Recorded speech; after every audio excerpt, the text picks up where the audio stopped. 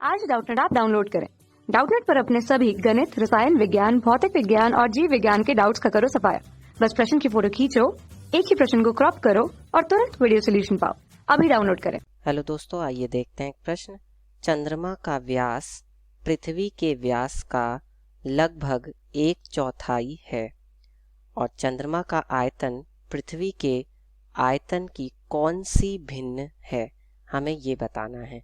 तो देखिए, आपको यहाँ पर दिखाई दे रहा है कि ये हमारे पास क्या है, चंद्रमा है, ठीक है, और ये हमारी पृथ्वी है।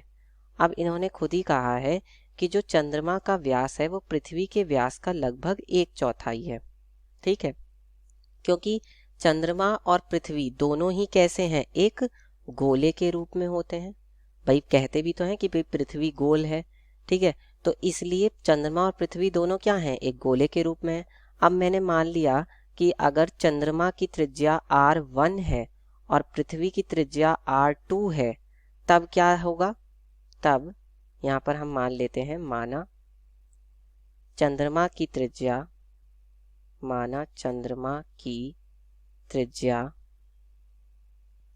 r1 व पृथ्वी की r2 है ना। तब क्या होगा कि उन्होंने हमें दिया है कि जो चंद्रमा का व्यास है, चंद्रमा के व्यास को मैं मान लेता हूँ d1, ठीक है, और पृथ्वी के व्यास को मैं मान लेता हूँ d2। तो जो d1 है यानी कि चंद्रमा का व्यास, वो d2 यानी कि पृथ्वी के व्यास का कितना है, 1/4, 1/4 है, ठीक है। ये ध्यान दीजिएगा, ये किसका व्यास है, चंद्रमा का व्यास, चंद्रमा का व्यास, ठीक, d1, और d2 क्या है, पृथ्वी का व्यास, ठीक है, ये हो गया। अब क्या होगा कि हमें पता है यहाँ से d1/d2 किसके बराबर आ जाएगा, d1/d2 आ जाएगा 1/4 के, है ना। और हमें पता है कि जो d होता है किसी भी गोले का व्यास जो होता है वो त्रिज्या का क्या होता है, दुगना होता है, यानी कि 2r के बराबर होता है। तो अगर मैं d1 का मान लिखूं तो वो क्या होगा, 2r1 होगा। इसी तरह से d2 का मान क्या आ जाएगा, 2r2 होगा, और ये किसके बराबर है, 1/4 के बराबर है।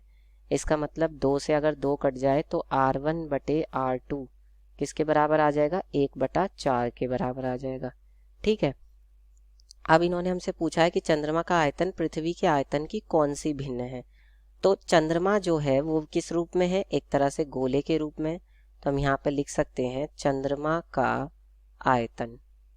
तो चंद्रमा का आयतन क्या होगा, उसको हम मान लेते हैं v1, ठीक है। तो वो किसके बराबर हो जाएगा, 4/3 पाई r1 क्यूब, क्योंकि चंद्रमा की त्रिज्या क्या है, r1 है, ये सूत्र होता है, ठीक है। उसके बाद अब अगर हम यहाँ पर पृथ्वी का आयतन निकालें, पृथ्वी का आयतन, तो पृथ्वी का आयतन v2 क्या हो जाएगा, 4/3 पाई r2 का क्यूब, है ना। इसको हम मान लेते हैं समीकरण 1 और इसको हम मान लेते हैं समीकरण 2। तब हम क्या करेंगे, समीकरण 1 से को भाग देंगे किससे, समीकरण 2 से, क्योंकि हमें भिन्न कर निकालना है, एक तरह से अनुपात निकालना है, ठीक है। तो क्या हो जाएगा, v1/v2 हो जाएगा किसके बराबर, 4/3 पाई r1 क्यूब और बटे में 4/3 पाई r2 क्यूब, ठीक है। तो 4/3 पाई से 4/3 पाई कट जाएगा, तो v1/v2 किसके बराबर आ जाएगा, r1 का क्यूब बटे में r2 का क्यूब। दोनों की घात क्या है, r1 और r1 की घात दोनों समान है, तो इसको मैं ऐसे भी लिख सकता हूँ, r1/r2 इस पूरे की घात 3, ठीक है। और r1/r2 का मान हमारे पास कितना दिया हुआ है, बताइए। r1/r2 का मान अभी अभी हमने निकाला है 1/4, तो हम यहाँ पे रख सकते हैं 1/4, तो 1/4 का क्या हो जाएगा, घन हो जाएगा।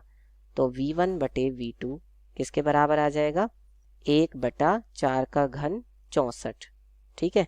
तो इसका मतलब v1 बराबर क्या होगा, v2/64। तो हम यहाँ पर कह सकते हैं कि इसलिए चंद्रमा का जो आयतन है, चंद्रमा का आयतन, चंद्रमा का आयतन पृथ्वी के आयतन, पृथ्वी के आयतन का क्या है, 1/64वां, है ना, 1/64वां भाग है। ठीक है, तो ये हमारे प्रश्न का क्या हो जाएगा, उत्तर हो जाएगा। ठीक है, इस तरह से हल करके बता देंगे, ये हमारे प्रश्न का उत्तर होगा। कक्षा 6वीं से 12वीं से लेकर नीट, IIT, JEE वो एडवांस के लेवल तक 1 करोड़ से ज्यादा छात्रों का भरोसा। आज ही डाउनलोड करें डाउटनेट ऐप या व्हाट्सएप करें अपने सारे डाउट्स 8400 400 400 पर।